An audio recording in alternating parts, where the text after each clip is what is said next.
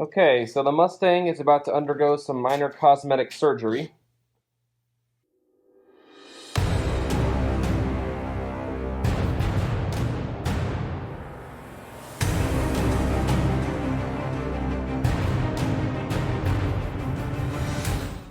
What's up, guys? Welcome to part 4 of the 2013 Mustang GT rebuild. So we have finally got all the parts in, all the body panels are back from paint, and we are ready to get this thing fully assembled and ready to drive. So let's head on down to the shop and get this project started.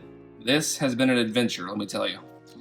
You see how beautifully factory this looks, like it's never been touched? Well, in fact, we replaced this entire thing, all the way down to pulling the wires out and resoldering them in. So, we haven't done this other side yet because we weren't 100% sure that that one would work, but now Dad is attempting to start on this one. So for some reason, these wires were just yanked completely out of those little side markers there. I think I know the reason why. The bumper was ripped off. That's probably true. So what we have to do is go in and re-add this little part right here. And there's a pink version of this that goes on this other wire, and solder this thing back together onto it and then shove it back up in that gray connector you saw on the other side. So I'm gonna get a time lapse going and hopefully it works.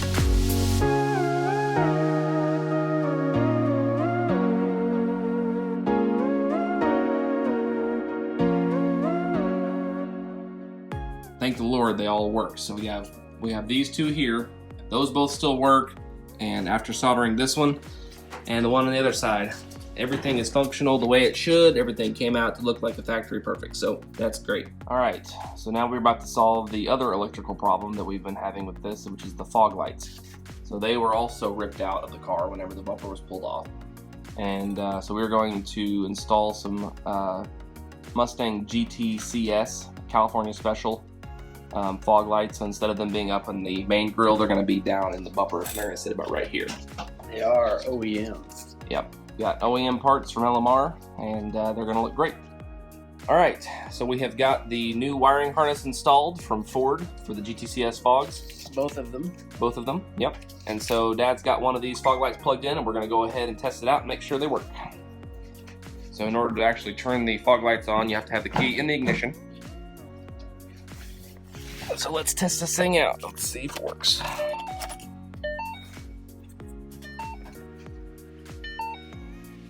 Whoop, whoop. All right, we got functional fog lights.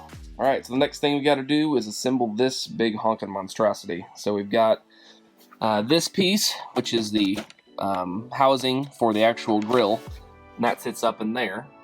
And then we've got the lower grill and the mesh that goes inside of that to keep any rocks from hitting the radiator. And then we've got to get the chin spoiler mounted onto the very bottom there.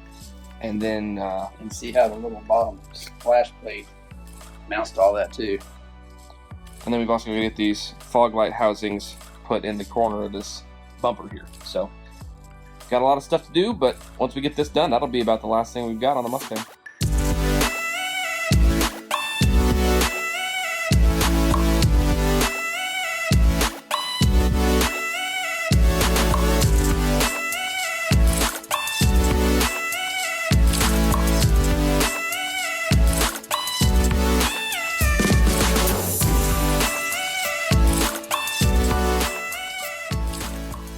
Okay, so the upper Rauch grill is in, and I just want to talk about how the design for this is not that great. So these little tabs are all that's holding this thing in on the very front of the car that takes the most wind resistance. So all you have to do is just like push those down in there, and they have these little grippers that supposedly hold this entire grill in place. So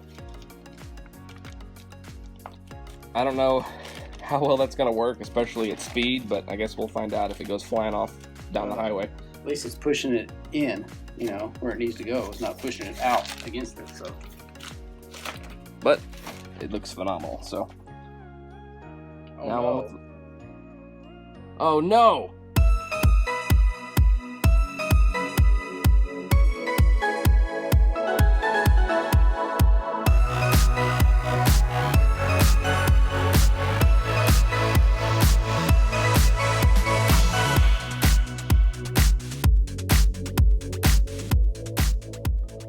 Okay guys, a little bit of a setback here. We went to install the Rauch chin spoiler that I bought for the front bumper here that mounts on the bottom underneath here, and discovered that in order to mount that you have to use and heavily modify your factory chin spoiler. There's a couple little tabs and mounting points that go on the back part under here that don't come with that Rauch part, and so what you have to do is cut your factory chin spoiler in half and then mount that Rauch one to it. So, since this car didn't come with one, since it was ripped off in the accident, that kind of left us out of luck. So, what I'm going to do is just go ahead and ship that Rauch chin spoiler back and get a different one that has those mounting tabs built in, and go forward from there. So, a little bit of a setback, but not horrible. So let's continue on and let's install the fog lights, and then we can go ahead and get the bumper mounted on the car. Since all we'll be needing is the chin spoiler, we can put that on after it's already on the car. So let's get this thing looking like it's almost done.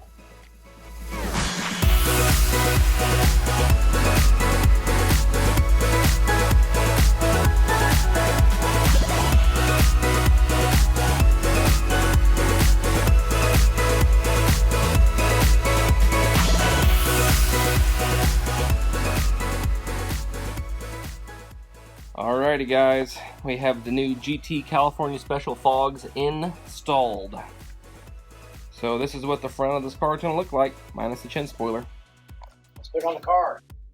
Let's do it!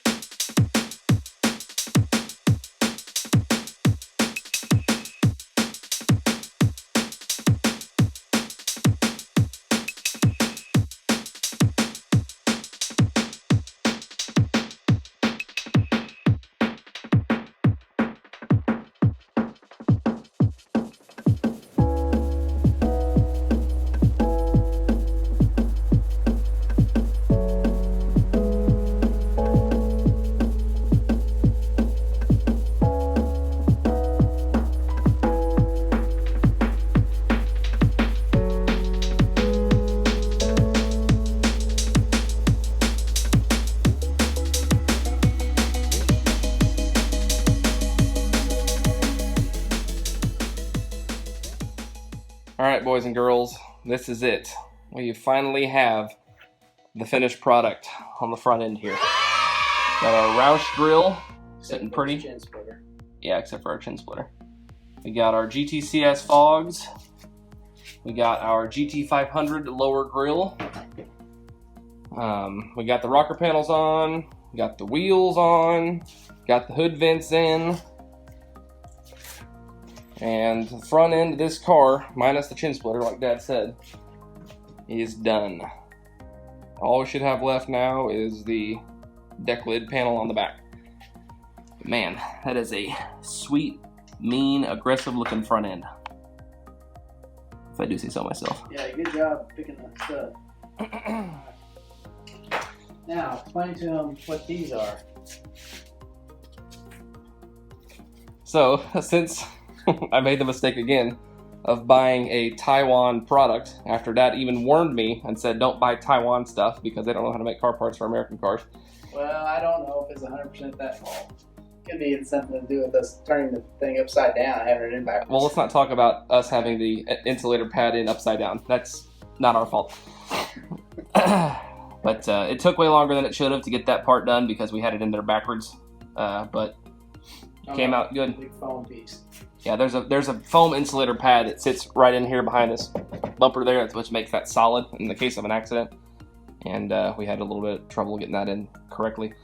But all of our gaps are really, really good. All the way up that side, and it's consistent right here in the front. And then all the way down this side. Can you show them what the lights look like? Yep. Fogs? Oh yeah, they haven't seen the headlights with fog lights yet. La la. Look at that.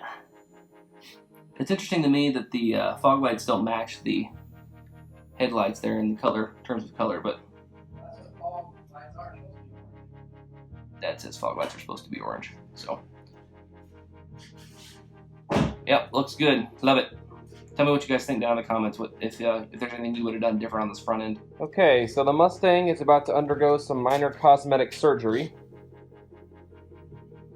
And we're going to get rid of this faux gas cap bump here and make this entire panel nice and beautifully smooth and sleek, the way that it should have come from the factory, at least according to me.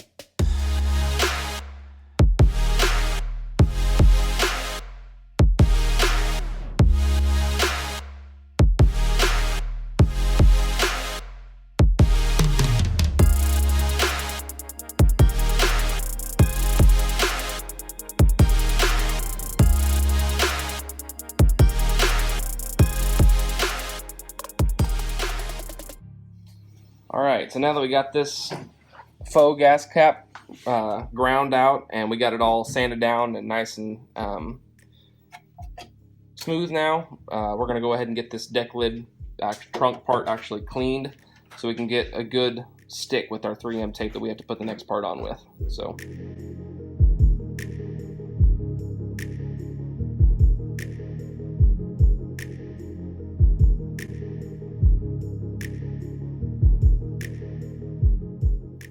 Okay, so now that we've got this entire lid cleaned with soap and water, we used a wet rag to get this rinsed off so that way we didn't have to spray water into this big open hole.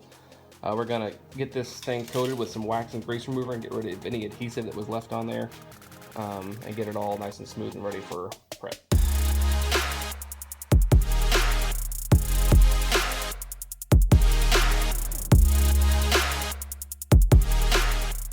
We're going to make sure that wax and grease remover is dry, which it is now already. And we're going to cover this with some plastic, tape around that.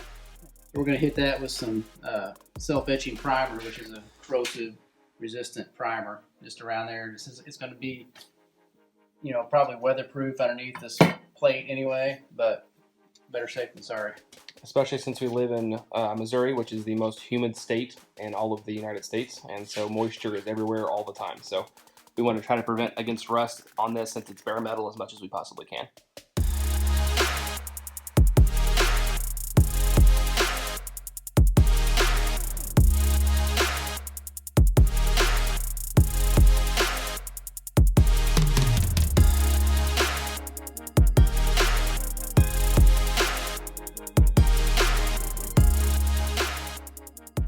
Alright, so we got all the plastic torn off and the tape torn off, and this is what we're left with.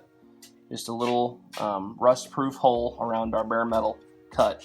So now we're going to wait a little bit for that to dry, and then once it gets done, we're going to go ahead and put on the new deck lid panel. Okay, so I'm going to be replacing the factory deck lid with that faux gas cap with an Rtr Decklid Panel. This thing looks super smooth and sleek. It's got this little Rtr decal in the lower right hand part of this panel, but that's removable. It's just a vinyl decal. You can peel it off if you don't want it. I'm probably going to leave it on for the time being. I think it'll actually match the stripe that I'm going to get put on pretty well. So the next thing we're going to do is clean this entire lid with these little alcohol wipes that they supplied in the kit. So we're just going to go through and make sure that we get everything nice and clean. Even though we've already cleaned it with wax and grease remover, this is just the final step. They send you 4 of these little packs. in case you want to do your fingernails after we're done. Yeah. Or in case you get a cut.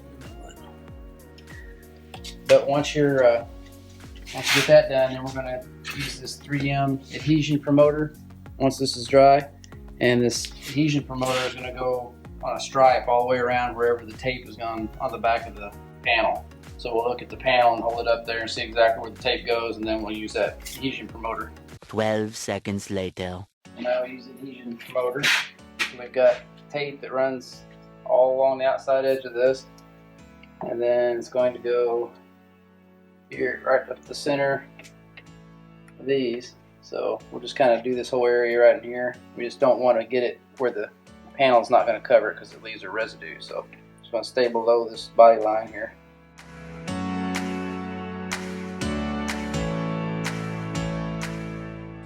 Okay, so now that adhesion has been promoted, it's time to stick on our Rtr Decklid Panel.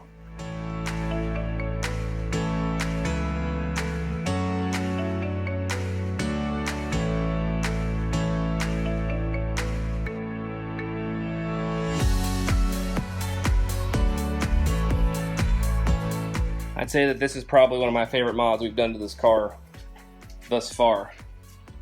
I think that just cleans up and modernizes that whole rear end just a ton. What do you think? It's nice. I think you were talking about maybe putting a GT letters back there, like smooth flat letters or something. I think that would add to it. I do like the smoothness of it. Yeah, I think once I'm gonna get this exact stripe. I'm gonna get this one peeled off, of course, because it's kind of worn out and tattered and stuff in that little crease right there, and just other parts on the rest of the car. But I'm gonna get that same exact stripe redone for the whole car, and then go over the top of this, and so it looks like it belongs with everything. And then I'm probably gonna get a either black or chrome, like S550 style GT badge, and put it right there in the middle. I think that'll look real nice.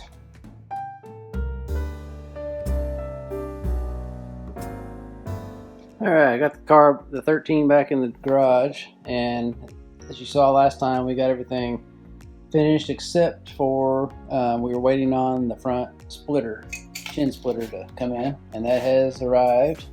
So I'm gonna put the final touches on this thing, put the chin splitter on, and the splash guard piece that goes up underneath. And I'm sure there's no way I'm gonna have all the correct screws and clips and all that. There's a million that go up under there, and all that was ripped off during the accident. So I've got a few that are still on the old bumper, and I'll get those off and get up underneath there and see what we need to get. But at least I should be able to find out what I need tomorrow when I go into town to finish this thing up.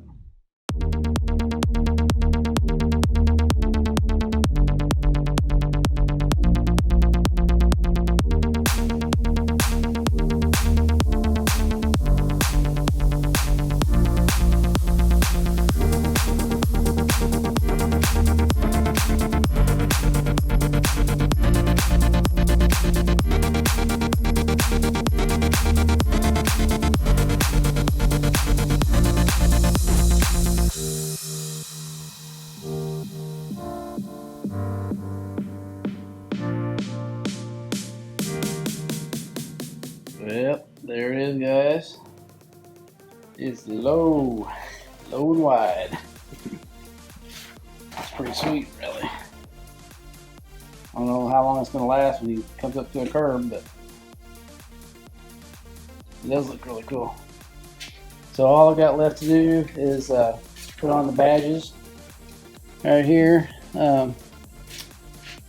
And we're going to do some cleanup, little clean up around on the fender before we put those on. So it's actually ready to be taken and get inspected. So get it back out of the shop, get the 66 back in here for the night, and we'll catch you probably on the way to get it inspected at Highway Patrol. Hey guys, thanks so much for watching this week's 2013 Mustang GT rebuild. This week we did get a lot done. We got everything finalized on the front of the car, and hopefully the next time you see us, or actually the next time you do see us, we'll be driving to get the thing inspected and get everything finalized with the paperwork. And next week, Andy will actually get to drive the car for the first time. I still have not driven it, except for backing it out of the garage one time to swap the train in for some build updates. So that'll be exciting. I can't wait to show you guys that. And that will be the finale. So stay tuned. We'll see you on the next episode of the 13 Mustang. And always remember, don't retire it if you can rebuild it. See you guys next week. Thanks so much, guys, for tuning in and watching this week's episode of Rebuild It. Make sure you subscribe so you don't miss out on any awesome content. Have a good one.